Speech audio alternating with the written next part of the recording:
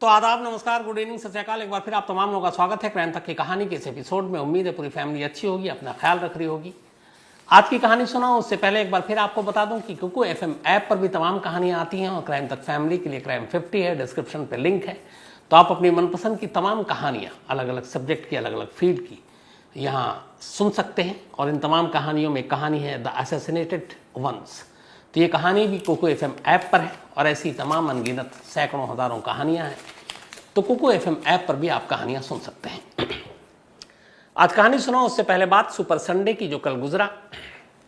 कल दो चीजें हुई जिस पर पूरे देश की नजर थी। एक तो नोएडा का ट्विन टावर, शायद इससे ऊंची इमारत, दो जुड़वा इमारत को इस तरीके से गिरते हुए पहली बार लाइव लोगों ने देखा। तो एक लाइफ टाइम एक्सपीरियंस इसे कह सकते हैं। विदेशों में ऐसे कई चीज़ें, ऐसे बहुत सारी बिल्डिंग्स गिराई गई हैं, लेकिन देश में, हालांकि एक मैंने पहले भी उस दिन बताया था, केरल में ज़रूर, लेकिन ये जिस तरीके से ख़ासतौर पर मीडिया में हाइप्स, हर चैनल 50 कैमरे के एंगल से हर कोने से ये दिखाने की कोशिश ताकि कोई भी धमाका जो है मिस ना हो जाए। तो पहले तो दोपहर 2:30 बजे ठीक सायरन बजा और उसके बाद ये दो जो करप्शन या भ्रष्टाचार की भी निशानी या सबूत कह सकते हैं, क्योंकि ये उसी लिए गिराई गई है, क्योंकि इसमें मिली भगत थी न सिर्फ उस कंस्ट्रक्शन कंपनी की, सुपरटेक की, बल्कि नोएडा अथॉरिटी जिसने इजाज़त दी, परमिशन दी, ग्रीन बेल्ट एरिया में इस आसमान छूती दो इमारतों को बनाने के, जिसमें कायदे कानून नियम ताक पर रख दिए गए थे। करीब 600 करोड़ रुपीज़, 600 करोड़ रुपए की दो बिल्डिंग बनी थी, इस पर इतने पैसे खर्च हुए थे और लगभग 17 करोड़ रुपए इस बिल्डिंग को गिराने पे खर्च हुए। शायद ये इकलौता मामला था जिसमें पूरा देश जानता था कि संडे 28 अगस्त दोपहर 2:30 बजे दो बिल्डिंगों में धमाका होने वाला है। क्राइम रिपोर्टिंग के नज़रिए से देखें तो ऐसा कभी होता नहीं है, क्योंकि बाकी जब धमाका होता है तो वो एक सरप्राइज़, एक चौंकाने वाला एलिमेंट होता है। लेकिन यहाँ हर एक को पता था, बल्कि मैंने एक दो दोस्त थे नोएडा पुलिस में, उनसे मजाक में पूछा भी कि इतना बड़ा धमाका हो गया, आप लोगों को वक्त, तारीख, जगह सब पता थी, फिर भी आप रोक नहीं पाए। मजाक था, लेकिन वो भी हंसने लगे। तो ट्विन टावर और उसको कैमरे पे हर एंगल से आप सभी ने, मुझे उम्मीद है कि लगभग देखा होगा। तो वो देखना भी एक अद्भुत चीज़ थी कि कैसे, चूँकि उसमें कलाकारी बहुत थी। आपके 7 फीट दाएं, 7 फीट बाएं, आगे पीछे बाकी रेजिडेंशियल एरिया है, अपार्टमेंट्स हैं, और उस इतनी ऊंची बिल्डिंग को गिरानी है।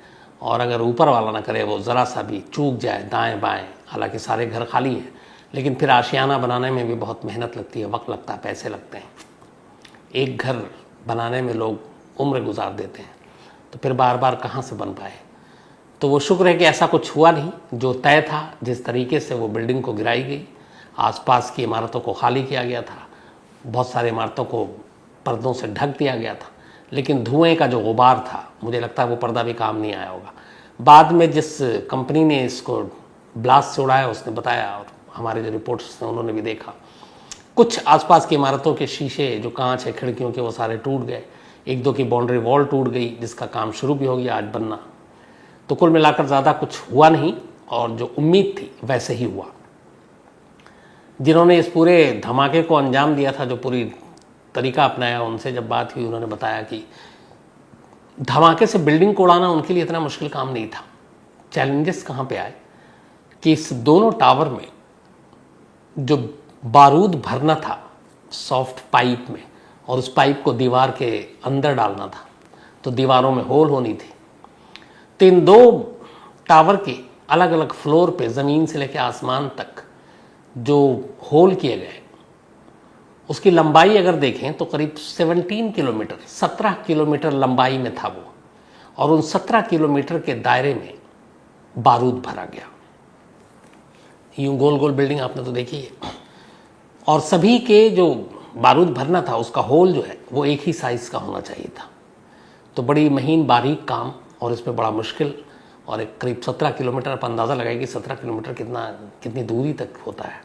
तो इन दोनों टावर में लगभग 17 किलोमीटर ये जो सारी चीज़ें की गई, उसको स्टेट करके देखें तो उन्होंने बताया था कि दूरी 17 किलोमीटर, और उसमें ये सारी चीज़ें की। तो खैर 2:30 बजे सब कुछ ऊपर वाले के करम से सब ठीक हुआ, और जैसा प्लान किया गया था उसी तरीके से बिल्डिंग ज़मींदोज़ हो गई। अब मलबा उठाने का काम है। देखिए मुझे लगता है कि 3 से 6 महीने से कम तो लगेगा नहीं। मलबों का पहाड़ है। वो जो मलबा गिरा है वही करीब 2-3 मंजिला, एक समझ लीजिए कि जितनी 3 मंजिली बिल्डिंग होती है उतना ही ये भी है।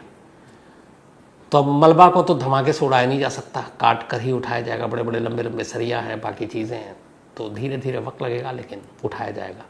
और ग्रीन बेल्ट की वो खूबसूरती शायद फिर से वापस आ जाए। आस पड़ोस के लोगों ने भी राहत की सांस ली। उन्हें भी अब धूप और हवा सीधे मिलेगी। इन 2 इमारतों की वजह से रोड़ा बन गया था, रोशनी आ नहीं रही थी, धूप आ नहीं रही थी, हवा आ नहीं रही थी। अब इस ऊंची बिल्डिंग के हटने से उन लोगों ने भी सुकून महसूस कर रहे हैं। तो ये तो 2:30 बजे ख़त्म हुआ। इसके ठीक लगभग 5 घंटे के बाद एक दूसरा सुपर संडे था। 2:30 बजे ये ख़त्म हुआ और 7:30 बजे नोएडा से दूर दुबई में एक मैच होना था, इंडिया पाकिस्तान का। लगभग पौना साल, 300 कुछ दिन हुए थे जब इसी दुबई के इसी स्टेडियम में वर्ल्ड T20 कप के मैच में, पहले मैच में इंडिया और पाकिस्तान के हम हार गए थे और पाकिस्तान जीत गया था। तो अब दूसरा मौका था, वो वर्ल्ड कप था, ये एशिया कप, और फिर इंडिया पाकिस्तान आमने सामने थे। 7 बजे जब टॉस हुआ और इंडिया ने टॉस जीता, उस वक्त मैं मान के चल रहा था कि अब इंडिया मैच जीत जाएगी, क्योंकि दुबई की इस विकेट पर बाद में बॉलिंग करना थोड़ा टफ है और शुरुआत में थोड़े बॉलर को मदद भी मिलती है। तो टॉस जीतकर लगभग इंडिया आधा मैच जीत चुकी थी और दुबई का रिकॉर्ड है कि वहाँ ज़्यादातर टीम वही जीती है जो पहले बॉलिंग करती है और बाद में बैटिंग करती है। तो टॉस ने आधा काम किया, लेकिन हमें लगता है कि पाकिस्तान को हम लोग 130 के आसपास रोक सकते थे। 15-18 रन हमने ज़्यादा दिया। वो एक उनका जो बॉलर जो लास्ट में बैटिंग करने आया था, दाहिला या क्या नाम है, उसने करीब 16 रन बना दिए थे 6 गेंद पे। तो उससे थोड़ा सा 147 तक पाकिस्तान पहुंच गई। और इस पिच पे ये ठीक ठाक स्कोर था, ऐसा नहीं था कि ये 1 साइडेड है। 250 और 200 वाला ये पिच नहीं था। तो 148 यानी 150 तक पहुंचने के बाद लग रहा था कि मामला थोड़ा डगमगाएगा। पाकिस्तान की बॉलिंग हमेशा जो है पहला 2 ओवर जो है वो अजीब सा होता है। मैं कई बार देख चुका हूँ, हमारे विकेट भी गिर जाते हैं, प्रेशर भी आ जाता है। तो यही हुआ। एक नया बॉलर नसीम शाह, उसने बेहतरीन बॉलिंग की। KL राहुल हालांकि अपनी गलती से आउट हुए, लेकिन कल दिल जीता विराट कोहली ने। विराट कोहली की जो बैटिंग थी शुरू से, हालांकि 35 पे आउट हो गए, लेकिन अगर आप थ्रू आउट देखें तो एग्रेशन के साथ पाकिस्तान को हावी नहीं होने दिया। वो जो बॉलर अब तक अच्छा कर रहे थे, एक कैच भी छूटा, टफ था, लेकिन विराट कोहली ने अपने अंदाज में ही बैटिंग की और उनकी पुरानी जो टच और झलक थी वो कल दिखाई दी। जिस गेंद पे आउट हुए, हालांकि उनकी गलती थी, लेकिन तब तक वो अपना काम कर गए थे। ये कोहली का 35 रन बेहद कीमती था। बाकी का काम जडेजा और फिर हार्दिक पांड्या ने आसानी से कर दिया। लेकिन मैच इंटरेस्टिंग था, लास्ट ओवर तक गया था। बल्कि बनर्जी का रात को फ़ोन भी आया कल, बल्कि मैसेज आया जब आखिर में मैच फंस रहा था। तो मैंने कहा कि आखिरी ओवर में एंड देखना, और फिर उसके बाद बात भी हुई। तो एंड वैसे ही था, क्योंकि हार्दिक पांड्या और जडेजा और दिनेश कार्तिकी जब तक हैं तो टारगेट कुछ भी हो, मान के चलिए कि पूरा हो सकता है। तो एक तरफा मैच से बेहतर है कि क्लोज कॉन्टेस्ट देखा जाए, जो कल कैप्टन ने कहा भी, रोहित शर्मा ने, कि हम 1 साइडेड मैच जीतने की बजाय ऐसा मैच जीतना ज़्यादा पसंद करते हैं। और मुझे भी लगता है एक क्रिकेट के फ़ैन होने के नाते बोरिंग मैच से अच्छा है कि इंडिया चाहे पाकिस्तान का ही हो और एक तरफा हो रहा है तो मज़ा नहीं आता। कांटे का मुकाबला हो, आखिर तक पता नहीं चले हारे कौन जीते कौन, तो फिर गेम का मज़ा कुछ और लेवल पे होता है। तो कल मज़ा आया, कल का दिन अच्छा गुजरा, सुकून से गुजरा। कल मेरी बेटी भी जो है वो मैच देख रही थी, मेरे अंदर वाली थोड़ी उसके अंदर खासियत आ गई। तो जब इंडिया थोड़ा सा डामाडोल हुआ तो उसने टीवी बंद किया, जो मैं भी करता हूँ। लेकिन फिर जब जीतने लगी उसके बाद वापस आई, उसने खोला तो उसने मुझसे कहा कि अगर हार जाती तो आज मैं अपना, उसको बहुत सारे असाइनमेंट मिले हुए हैं, तो कहती है आज मूड ही नहीं होता और मैं कर नहीं पाती, लेकिन अब खुशी खुशी असाइनमेंट करूँगी। तो मैंने कहा चलो, जैसे मेरे अंदर होता था कि पहले इंडिया हारती थी तो खाना नहीं खाता था, तो वो थोड़े थोड़े उसके अंदर भी वो वाला खून आ गया है। लेकिन अच्छा लगता है क्रिकेट का, उसका खासतौर पर इंडिया पाकिस्तान के मैच की फ़ैन है वो भी। तो ये सुपर संडे की बात हुई। बहुत सारे लोगों ने मेल लिखा था और कहा था इन दोनों चीज़ों पे अपनी राय दीजिए, तो बड़ी ईमानदारी से मैंने अपनी राय रख दी। अब आते हैं आज की कहानी के ऊपर। 22 से लेकर आज 29 7 दिन हो गए, लगभग 1 हफ्ता हो गया। सोनाली फोगाट की मौत को लेकर। इस एक हफ्ते में तमाम चीज़ें हुई, तमाम बातें हुई, आपको सारी कहानियां भी अलग अलग सुनाई। लेकिन एग्जैक्ट 22 से लेकर 23 तक, बल्कि ये कहें कि 22 अगस्त की दोपहर 3 बजे से लेकर 23 अगस्त की सुबह 9 बजे तक क्या हुआ, खासतौर पर सोनाली के साथ, तो वो पूरी डिटेल आ गई है। और ये डिटेल यूं नहीं है कि सुनी सुनाई कहानी के आधार पर, बाकायदा डॉक्यूमेंट्स हैं, पेपर हैं। और ये जो इंस्पेक्टर हैं आईओ, इनका नाम है प्रशल PN देसाई।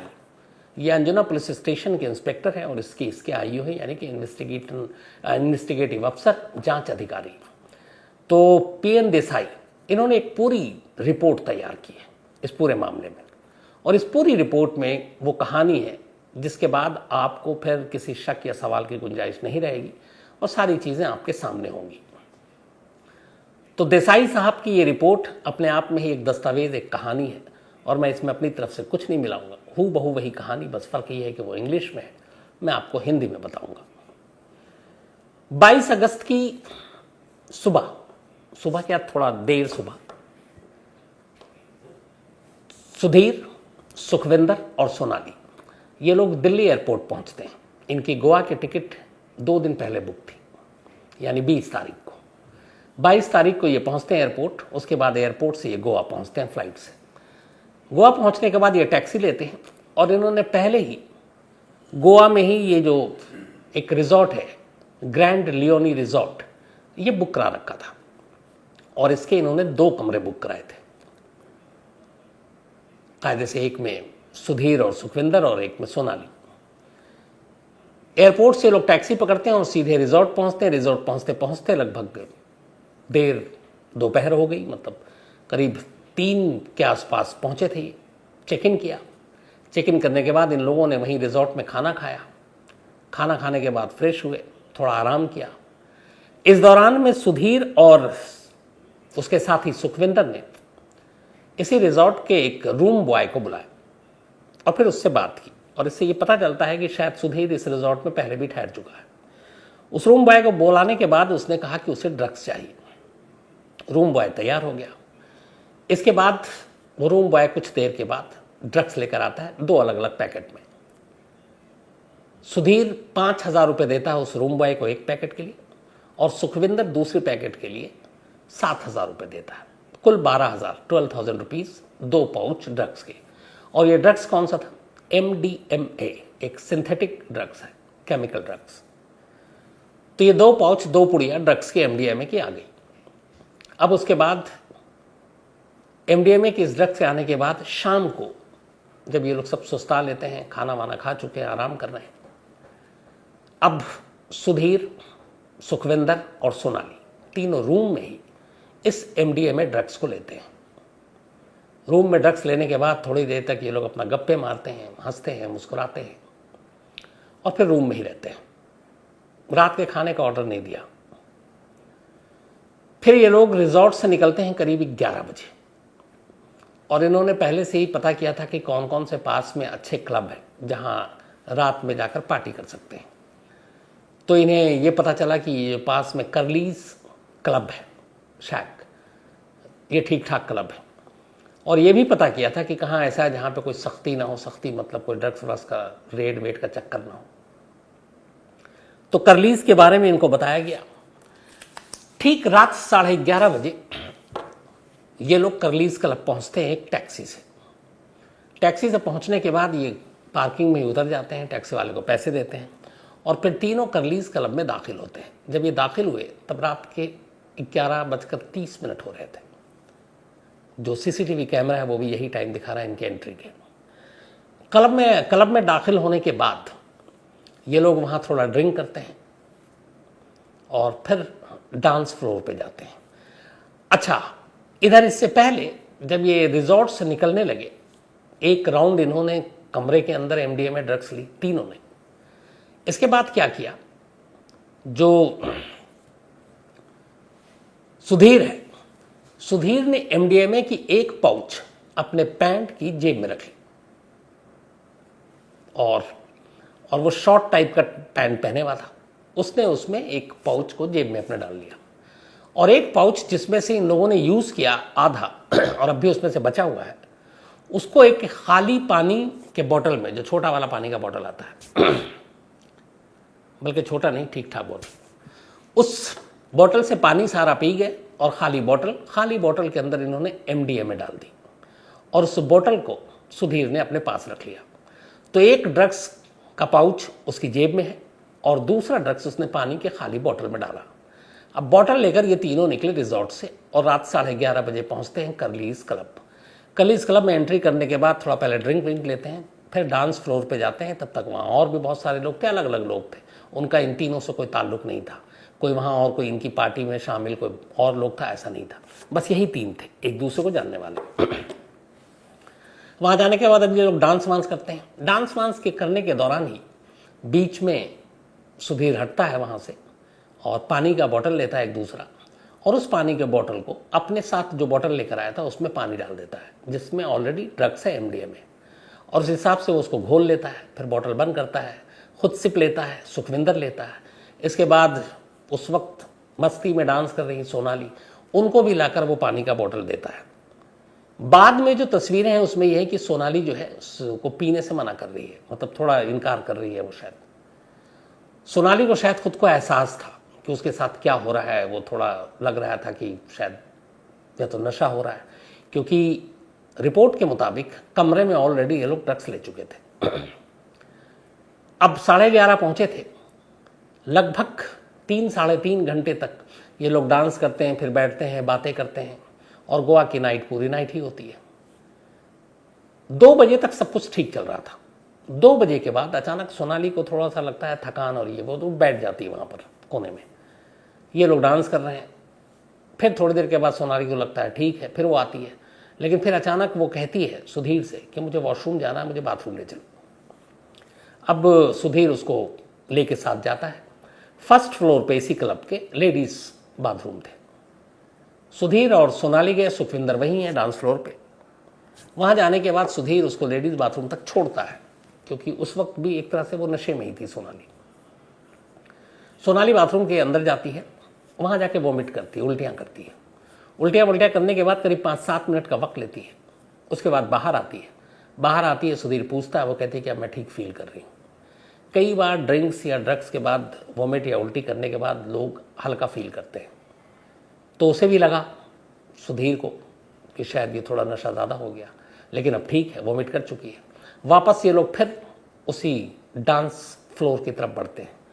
अब जाने के बाद फिर डांस शुरू होता है। अब डांस कर रहे हैं तो पहली बार बाथरूम 2:30 बजे गए, CCTV फुटेज में कैद है ये। अब इसके बाद फिर डांस वांस हुआ। अब सुधीर और सुखविंदर अपना बोतल से पी रहे हैं वही MDMA, इन्होंने बीच में फिर दी। अब सोनाली को लगा कि शायद ज़्यादा हो रहा, सोनाली मना कर रही है, वो तस्वीर में भी आप देख सकते हैं। लेकिन वो देते रहे, पीते रहे, डांस होता रहा। अब 2 घंटे और बीत गए। 2:30 बजे पहली बार बाथरूम गई थी। अब 4:30 बज गए। 4:30 बजे सोनाली ने अचानक सुधीर से कहा कि उसकी तबीयत ठीक नहीं लग रही है, तो मुझे वॉशरूम ले चलो फिर से। सुधीर अब उसको लेके चलता है। इस बार वो ठीक से चल भी नहीं पा रही है, लड़खड़ा रही है। पीछे पीछे सुखविंदर भी आता है। फिर ये लोग फर्स्ट फ्लोर पे ही सोनाली को लेडीज़ वॉशरूम में ले जाते हैं। सोनाली कहती है कि तुम एक काम करो, तुम या तो वापस जाओ या यहाँ खड़े रहो, मुझे थोड़ा वक्त लगेगा, मैं चल नहीं पा रही हूँ, तो मैं अंदर बाथरूम में बैठूंगी, और ये हो सकता है मुझे नींद आ रही, थोड़ी देर सो जाना चाहती हूँ, तो मैं फ्रेश हो जाऊँगी। तो कहता है ठीक है, तुम अपना टाइम लो। उसके बाद सोनाली अब लेडीज़ बाथरूम में है, दरवाज़ा लॉक नहीं करती, क्योंकि ये तबीयत ठीक नहीं थी, और ये कहता है कि तुम लॉक मत करना अंदर से, मैं यहीं हूँ। अब सोनाली अंदर है, सुखविंदर बाहर है, बल्कि सुधीर। यहाँ पर पहली बार 4:30 बजे सुधीर को एहसास हुआ कि शायद सोनाली को ज़्यादा ड्रग्स दे दिया है। सोनाली को ड्रग्स की ओवरडोज मिल गई है, और इसीलिए उसकी तबीयत ख़राब हो रही है। अब उसे लगा कि अगर ड्रग्स की ओवरडोज है, उसकी तबीयत बिगड़ गई, कुछ यहाँ हो गया, कहीं पुलिस आ गई तो। अब जब उसे ये डर लगा तो उसने फ़ौरन जिस बॉटल में वो MDMA लेकर रिजॉर्ट से आया था, वो बॉटल अब भी उसके पास थी। उसने फ़ौरन उस बॉटल में, वो जो जेब में उसके बाकी का पड़ा हुआ था MDMA, वो पुड़िया निकाली, वो पुड़िया उस बॉटल में डाली, और उस बॉटल को फिर से बंद किया, और उसके बाद वो उसी लेडीज़ बाथरूम में घुस गया जिसमें सोनाली थी। सोनाली अंदर बैठी हुई थी, होशो हवास में थी नहीं। उसके बाद उसने उसके फ्लश के ढक्कन को खोला और उसके अंदर वो बोतल डाल दिया, ढक्कन बंद कर दिया। सोनाली का हालचाल पूछा, बाहर आया। सोनाली थोड़ा अंदर बैठकर उसे लगा कि ठीक हो रही है। 4:30 बजे वो वॉशरूम के अंदर गई थी और 1.5 घंटे बाद सुबह के 6 बज गए। अब सुधीर और सुखविंदर को लगा कि अब सुबह हो गए, क्लब भी लगभग खाली हो गया, कुछ लोग ही बचे हैं, अब सब जा रहे हैं, क्लब के स्टाफ का भी की ड्यूटी ख़त्म हो रही है, तो अब निकलना चाहिए इससे पहले कुछ हो। फिर उन्होंने पूछा, सोनाली ने कहा अभी ठीक, अब फील कर रहे हैं।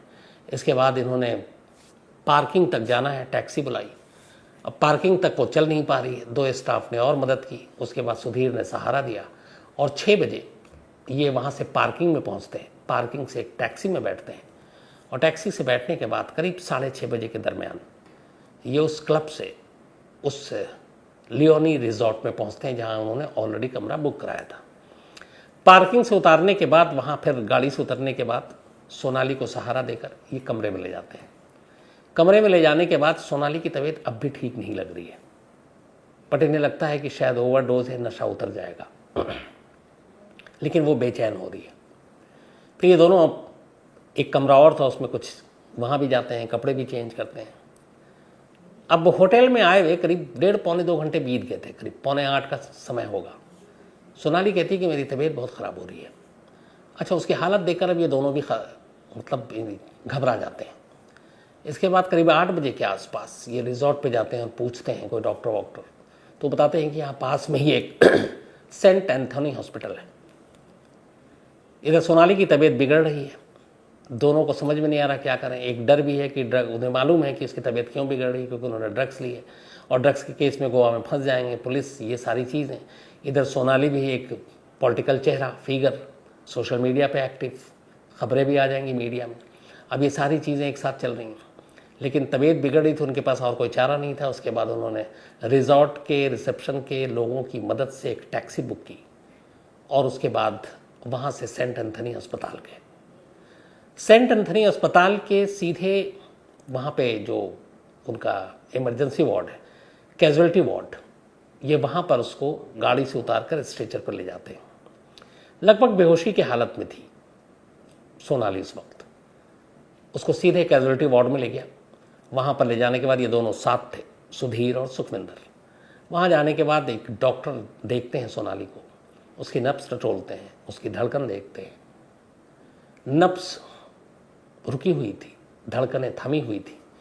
डॉक्टर ने देखने के बाद उन दोनों को बताया कि इसमें जान नहीं है, ये मर चुकी है। अब वो दोनों घबरा गए। इधर उस डॉक्टर ने रिपोर्ट किया अपने उसको एमओ को, मेडिकल अफसर जो सेंट एंथनी अस्पताल के चीफ, तो उसने एमओ को बताया कि एक लेडी आई। तब तक उसने लेडी का नाम हम पता कर लिया। उसने बताया कि लेडी का नाम सोनाली फोगाट है और इनके साथ 2 लोग हैं जो इसको लेकर आए, बट ये ब्रॉट डेड लेकर आए। एमओ ने जैसी ये जानकारी ली, एमओ ने फौरन अंजुना बीच पुलिस स्टेशन को फ़ोन किया, अंजुना पुलिस स्टेशन को, और कहा कि यहाँ पे एक लेडी आई है जो ब्रॉड डेड है और उसके साथ 2 लोग हैं, नाम सोनाली फोगाट है। जब सेंट एंथनी अस्पताल से अंजना पुलिस स्टेशन को फ़ोन किया गया, उस वक्त टाइम हो रहा था सुबह के 9:22। 9:22 पे पहली बार गोवा पुलिस को जानकारी मिली। गोवा पुलिस की टीम 4 लोगों की, जिसमें एक ये खुद थे, पीएन देसाई, ये सेंट एंथनी अस्पताल पहुंचते हैं। वहाँ डॉक्टर उन्हें बताता है, फिर बताता है ये 2 लोग हैं। इन दोनों से फिर पूछताछ होती है। इसके बाद अब चूँकि वो प्राइवेट हॉस्पिटल था, मामला एक संदिग्ध मौत का, पुलिस लाश को अपने कब्जे में लेती है और फिर वहाँ से इसको गोवा मेडिकल कॉलेज जीएमसी के मॉर्चरी में भेज देती है आगे की कार्रवाई के लिए। फिर इन दोनों से पूछताछ होती है। ये दोनों वही पूरी कहानी बताते हैं जो कहानी मैंने अभी आपको सुनाई। 23 अगस्त की बात थी। 9:22 पर पहली बार गोवा पुलिस को पता चला। इसके बाद तब तक यहाँ हिसार में सोनाली के घर वालों को पता चला। शाम होते होते सोनाली का पूरा परिवार गोवा पहुँच चुका था। उसके बाद नेक्स्ट डे 24 तारीख को उसका भाई अंजना पुलिस स्टेशन के बाहर एक वीडियो बनाता है, बताता है, फिर एक कंप्लेंट देता है कि मेरी बहन का कत्ल हुआ और उसके पीछे सुधीर और उसका दोस्त है। इसके बाद गोवा पुलिस के डीजीपी के कहने पर एफआईआर दर्ज होती है। फिर इन दोनों को उसके अगले दिन गिरफ्तार किया जाता है। 23 को मौत हुई थी सोनाली की। उसके बाद 2 दिन बाद 25 अगस्त को गवर्नमेंट मेडिकल कॉलेज के 2 डॉक्टरों की एक टीम सोनाली का पोस्टमार्टम करती है। वीडियोग्राफी में कैमरे में कैद होता है ये पूरा पोस्टमार्टम। और इसके बाद वो अपनी रिपोर्ट देती है। इस रिपोर्ट में जो पहली चीज़ थी वो ये कि दिल का दौरा पड़ने से मौत नहीं हुई। दूसरी चीज़ ये कि मौत की सही वजह क्या है, उसके लिए कुछ केमिकल इन्वेस्टिगेशन की रिपोर्ट आने की ज़रूरत है। और जब तक वो रिपोर्ट नहीं आ जाएगी तब तक कुछ कहा नहीं जा सकता कि इस मौत की असली वजह है क्या। तो इसीलिए उस रिपोर्ट को भेज दिया गया है और इसमें ख़ास तौर पर केमिकल एनालिसिस, इसके अलावा हिस्टोपैथोलॉजी और सीरोलॉजिकल रिपोर्ट्स, ये 3 रिपोर्ट्स जिसमें विसरा भी शामिल हो जाता है। तो ये रिपोर्ट्स जो हैं, ये तीनों रिपोर्ट ये इशारा कर रही हैं कि इन डॉक्टरों को जिन्होंने पोस्टमार्टम किया है उन्हें शक एक ही चीज़ का है कि सोनाली की मौत किससे हुई, और उन्हें शक है कि ये ड्रग्स से हुई या ड्रग्स के ओवरडोज से हुई। अब इन तीनों की रिपोर्ट्स जैसी आ जाएगी मौत की पहली सुलझ जाएगी, पता चल जाएगा। लेकिन हाँ, काम खत्म नहीं होगा, क्योंकि इसके बाद भी अगर ये रिपोर्ट आ गई कि ड्रग्स या ड्रग्स के ओवरडोज से ही मौत हुई है, ये साबित करना अपने आप में बेहद चैलेंजिंग होगा कि ड्रग्स सोनाली को जानबूझकर दी गई मारने के इरादे से, या फिर अनजाने में ड्रग्स दी गई, और क्या सोनाली ने कुछ ड्रग्स अपनी मर्जी से लिया, जो कमरे में जो बयान है, और फिर बाद में जब उसकी तबीयत बिगड़ने लगी तब उसने लेने से मना किया। तो ये सारी चीज़ें, क्योंकि सोनाली खुद अब जिंदा नहीं है अपनी सफाई में कहने के लिए, तो पुलिस और ये दोनों वो अगर जो भी चीज़ें हैं वो पूरा सच बताएंगे नहीं, क्योंकि फंसेंगे। तो अब सर्कमस्टांशियल एविडेंस, बाकी एविडेंस, रिश्तों की पड़ताल, उन सारी चीज़ों के बाद, और फिर अगर कत्ल है तो इसका मकसद और मोटिव क्या है, और अगर ड्रग्स की ओवरडोज अनजाने में है तो वो अनजाने में कैसे गलती हुई, ये सारी चीज़ें अब इन्वेस्टिगेशन का विषय है और गोवा पुलिस के सामने एक चैलेंज है इसको सॉल्व करना। तो ये थी पूरी कहानी दिल्ली टू गोवा। क्या हुआ सुबह दोपहर से लेकर अगले दिन 9 बजे तक। तो मुझे लगता है आज सारी चीज़ें आप क्लियर हो गई होंगी, आपके लिए भी। अब इसमें बाकी जो भी होगा अपडेट मैं कोशिश करूँगा आपको ज़रूर दूंगा। तो कहानी फ़िलहाल इतना ही, लेकिन ख़त्म करूँ उससे पहले वही अपना सिलसिला। आज आरुषि पाल, इनका बर्थडे है, तो हैप्पी बर्थडे आरुषि। और सुशील पाल जी ने भेजा है। साथ ही छाया रमेश चौहान, इनका भी आज जन्मदिन है, हैप्पी बर्थडे छाया जी। और रमेश चौहान की पत्नी है ये दुर्गावती प्रसाद, इनका भी बर्थडे है, हैप्पी बर्थडे दुर्गावती। और नेहा प्रसाद जी की सिस्टर हैं ये, सिल्लीगुड़ी से हैं। नंद किशोर पेंडियाला, आज इनका भी बर्थडे है, तो हैप्पी बर्थडे नंद किशोर। और धनंजय ने भेजा है नागपुर से। साथ ही राजेश बदगोटी जी का भी आज जन्मदिन है, या बड़गोती, तो हैप्पी बर्थडे राजेश जी। इसके अलावा प्रभा सितारे जी और हीरा ठाकुर जी, इन दोनों का ही जन्मदिन है, तो हैप्पी बर्थडे प्रभा जी और हीरा ठाकुर जी। और निशा सिंह ने भेजा है। साथ ही आज नौशाद सत्यानी का भी जन्मदिन है, तो हैप्पी बर्थडे नौशाद। इसके अलावा नव्या कुमारी, इनका भी बर्थडे है, हैप्पी बर्थडे नव्या। और नरेंद्र कुर्मी जी ने भेजा, उनकी बेटियां हैं ये। इसके अलावा कविता यादव, इनका भी आज बर्थडे है, तो हैप्पी बर्थडे कविता। और ये नीरव यादव के सिस्टर हैं रेवाड़ी से, बल्कि इनका 28 को था, तो बिलेटेड हैप्पी बर्थडे कविता।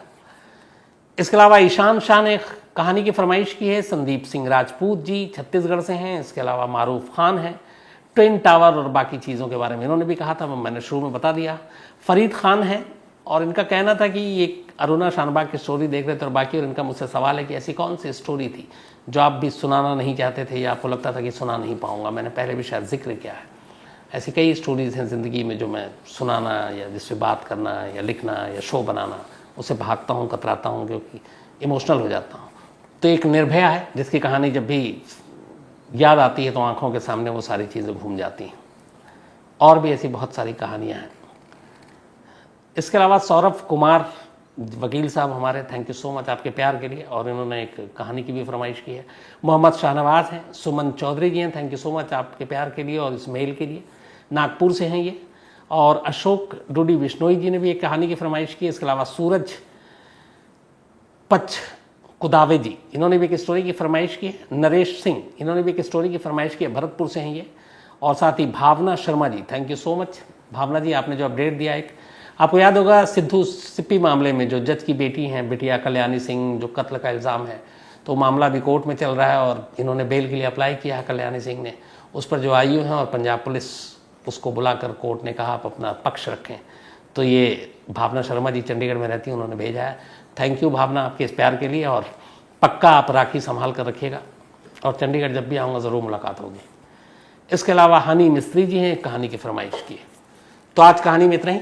अब आपसे मुलाकात होगी कल रात 9 बजे किसी नई कहानी के साथ। तब तक अपना ख्याल रखिएगा। Thank you very much.